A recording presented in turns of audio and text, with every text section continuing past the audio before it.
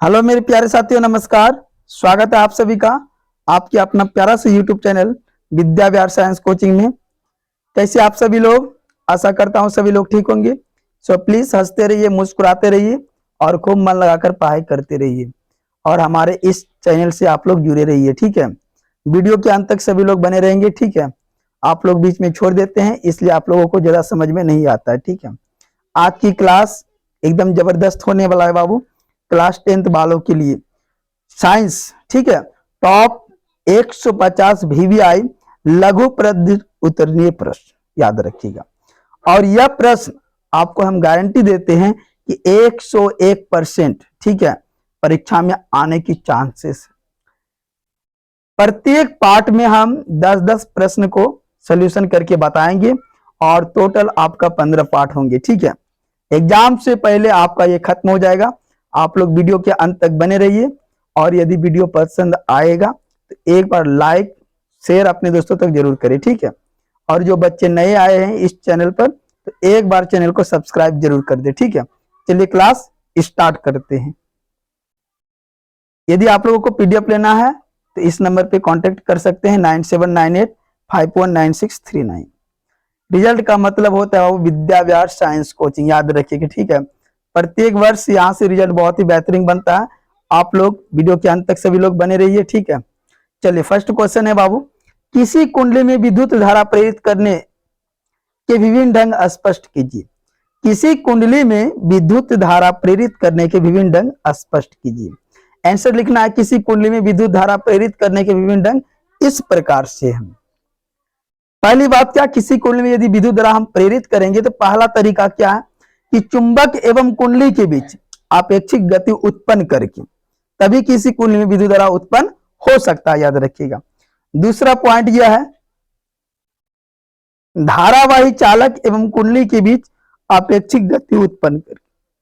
तीसरा है कि कुंडली के समीप रखे चालक में धारा का मान बदल करके, याद रखिएगा। इन तीनों पॉइंट को याद रखिएगा आप सभी लोग, ठीक है। क्वेश्चन नंबर 2 देखो, बार बार ये सब क्वेश्चन एग्जाम में पूछे जाते हैं और ये मोस्ट VVI सब क्वेश्चन है बाबू। क्वेश्चन देखिए, किसी विद्युत परिपथ में लघु पतन कब होता है? किसी विद्युत परिपथ में लघु पतन कब होता है? जब जीवित तार, जिसको लाइव वायर बोलते हैं, ठीक है, एवं उदासीन तार, नेचुरल वायर, आपस में संपर्क में आ जाते हैं। जब जीवित तार और उदासीन तार आपस में संपर्क में आ जाते हैं तो लघु पतन की घटना होती है। यह तभी होता है जब या तो तार का विद्युत रोधी, मतलब विद्युत को रोकने वाला नष्ट हो गया हो या विद्युत उपकरण में किसी प्रकार की कोई गड़बड़ी आ गई हो। समझ में आ गया होगा आप सभी को। जब जीवित तार एवं उदासीन तार आपस में संपर्क में आ जाते हैं तो लघु पतन की घटना होती है। यह तभी होता है जब या तो तार का विद्युत रोधी नष्ट हो गया हो या विद्युत उपकरण में किसी प्रकार की कोई गड़बड़ी आ गई हो, ठीक है। क्वेश्चन नंबर 2 की ओर चलते हैं।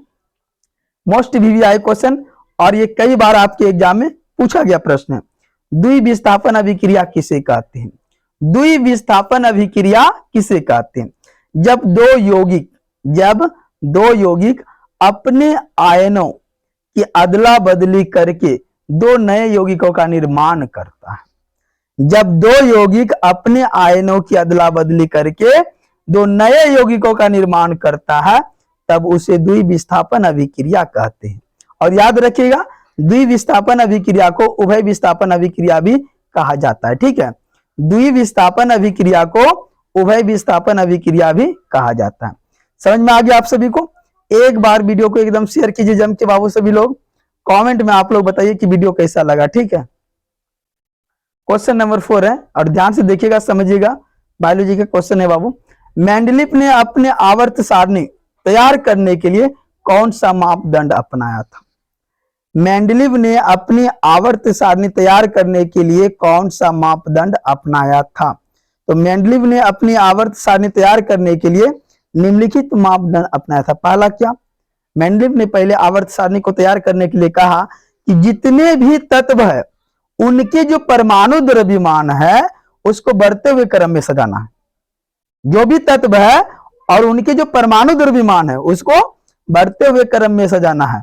दूसरा बात मेंडलीव ने बताया कि समान गुणधर्म वाले तत्वों को एक समूह में रखने का प्रयास कीजिए। जिसका गुण समान हो, एक जैसा हो, तो उसको एक तत्व में रखिए। समझ लो ना, एक तत्वों के समूह में उसे रख दीजिए। तीसरा बात बताया कि तत्वों के हाइड्राइडों एवं ऑक्साइडों के अनुसूत्रों को मूलभूत गुणधर्म मानकर तत्वों का वर्गीकरण किया। किसने? मेंडलीव ने। कब? जब अपने आवर्त सारणी को ये तैयार कर रहे थे। समझ में आ गया आप सभी को? क्वेश्चन नंबर देखिए 5 है, मोस्ट वीवीआई क्वेश्चन है और कई बार बोर्ड एग्जाम में पूछा गया प्रश्न है। आधुनिक आवर्त सारणी के पहले 10 तत्व में कौन से धातु है? कहा था आधुनिक आवर्त सारणी के पहले जो 10 तत्व है ना, उनमें से कौन से धातु है? तो आधुनिक आवर्त सारणी में पहले 10 तत्वों में लिथियम आ जाता है जिसका संकेत Li, दूसरा बेरिलियम आ जाता है जिसका संकेत P। ये दोनों धातुएं हैं। क्या है? दोनों धातुएं हैं। बोरॉन, इसमें जो एक बोरॉन है जिसका संकेत B है वो उपधातु है। क्या है? उपधातु है। और शेष जितने बच गए 7 गो, ठीक है, ये 7 होगा, ठीक है, याद रखिएगा। शेष जो 7 गो बच गया वो hydrogen, helium, carbon, nitrogen, oxygen, fluorine, neon, ये सारे वो धातुएं ही, याद रखिएगा। सभी लोग समझ में आ गया होगा सभी को? चलिए बहुत अच्छा सभी को। बाबू एक बार कमेंट करके जरूर बताइए कि वीडियो आप लोगों को कैसा लग रहा है, ठीक है। क्वेश्चन नंबर 6 है, ताजे दूध के पीएच का मान 6 होता है। ताजे दूध के पीएच का मान 6 होता है। दही बन जाने पर इसके पीएच मान में क्या परिवर्तन होगा? जब कोई व्यक्ति ताजा दूध लेता है तब उस समय उसका पीएच मान 6 होता है। कितना होता है? 6 होता है। जब वही दूध दही बन जाता है तब इसका पीएच मान में क्या परिवर्तन होता है? जरा बताइएगा आप लोग, क्या परिवर्तन, यदि अधिक होता है या कम होता है, ये बताना है, ठीक है। तो देखिए, दही में लैक्टिक अम्ल होता है। सबसे पहले याद रखिएगा, दही में कौन सा अम्ल पाया जाता है? लैक्टिक अम्ल। अर्थात जब दूध से दही बन जाता है तो वह अधिक अम्लीय हो जाता है। जब दूध से दही बन जाता है तो वह क्या हो जाता है? अधिक अम्लीय हो जाता है। इसलिए इसका पीएच मान जो है वो 6 से कम हो जाता है। समझ रहे हो ना? समझ में आ गया होगा आप सभी को। चलिए बहुत अच्छा। आगे देखिए क्वेश्चन नंबर 7 है बाबू, ये मोस्ट वीवीआई है और इसको समझिएगा अच्छी तरह से आप सभी लोग, ठीक है। वीडियो के अंत तक सभी लोग एक बार बने रहेंगे। शेयर कीजिए, आप सभी लोग शेयर कीजिए एक बार अपने दोस्तों तक, ठीक है। लाइक करना तो एकदम बिल्कुल नहीं भूलिए, ठीक है। जो भी बच्चे नए आए हैं चैनल पर, एक बार चैनल को सब्सक्राइब करिए सभी लोग, ठीक है बाबू। आप लोग जितने सब्सक्राइब करेंगे, लाइक करेंगे, उतना ही मोटिवेशन मेरा बढ़ेगा और इससे अच्छा अच्छा वीडियो लेके आएंगे आप सभी के लिए, ठीक है। इस चैनल पर 12th, ठीक है, और 10th, ठीक है, याद रखिएगा, दोनों का क्लास होता है, चाहे साइंस हो या आर्ट्स हो, सभी का क्लास होता है और सभी के लिए टीचर्स भी अलग अलग है। आप सभी लोग ध्यान से सिर्फ पढ़िए इस चैनल पर, ठीक है। और वीडियो के अंत तक प्रत्येक वीडियो को आप सभी लोग अच्छे तरह से देखिए, ठीक है। आप लोग बीच में यदि छोड़ के चले जाते हैं तो आप लोगों को वीडियो समझ में नहीं आता है, ठीक है। देखिए समझिए ध्यान से। कहता उदासीनीकरण अभिक्रिया क्या है? उदासीनीकरण अभिक्रिया क्या है? अम्ल एवं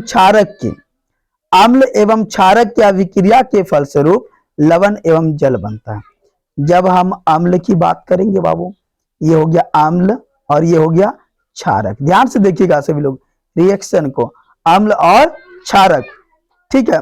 अब जब इसका रिएक्शन करेंगे हम लोग, जब इसका रिएक्शन करेंगे, ओह क्या हो गया जी, हाँ, ये हो गया आपका अम्ल और ये हो गया क्षारक, ठीक है, अम्ल और क्षारक। जब इसका रिएक्शन करेंगे तब ये क्या बनेंगे? लवण बनेंगे और जल बनेंगे। वही लिखे, अम्ल एवं क्षारक की अभिक्रिया के फलस्वरूप लवण एवं जल बनता है। इसे ही क्या कहते हैं? उदासीनीकरण अभिक्रिया कहते हैं। समझ में आ गया होगा आप सभी को। क्वेश्चन नंबर 8 देखिएगा एक बार ध्यान से सभी लोग।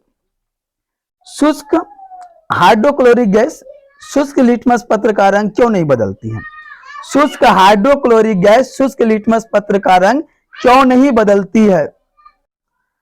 देखिए, शुष्क हाइड्रोक्लोरिक गैस में हाइड्रोजन आयन को बोलते हैं H प्लस आयन। क्या बोलते हैं वो? H प्लस, ठीक है, इसी को आयन बोलते हैं। नहीं होता है शुष्क हाइड्रोक्लोरिक गैस में हाइड्रोजन आयन नहीं होता, H प्लस नहीं होता, इसलिए यह अम्लीय अभिलक्षण प्रदर्शित नहीं करता है। इसलिए यह अम्लीय की तरह जो है लक्षण प्रदर्शित नहीं कर पाता, जिसके कारण लिटमस पत्र के रंग को नहीं बदलती है। समझ में आ गया होगा आप सभी को?